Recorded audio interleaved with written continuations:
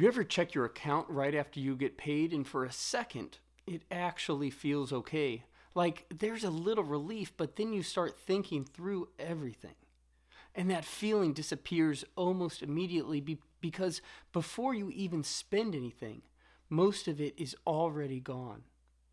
I remember noticing this at one point and thinking, I didn't even do anything yet. So how is it already tight? And that's the part that messes with people because it makes you feel like you're doing something wrong. But if you actually slow it down and you look at it, what's happening is pretty predictable. Your paycheck doesn't show up as free money, it shows up with obligations attached to it.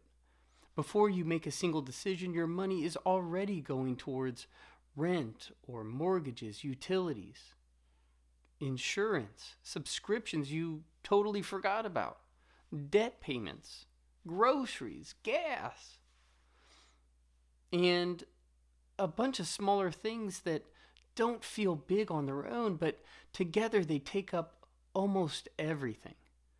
So when you finally look at what's left, it's not that you spent too much, it's that there wasn't much room to begin with. That's why it feels like it disappears because it never really had space.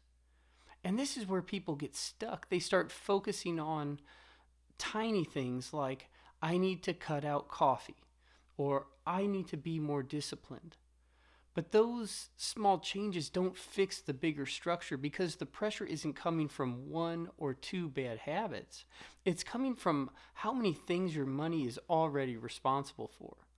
So even when you try to be careful, it still feels tight because you're working within a system that's already full. And that's why the feeling doesn't go away. You can be doing everything right and still feel like there's nothing left. Once you see it this way, it shifts the frustration a little because it's not just about spending. It's about how your money is already committed before you even touch it.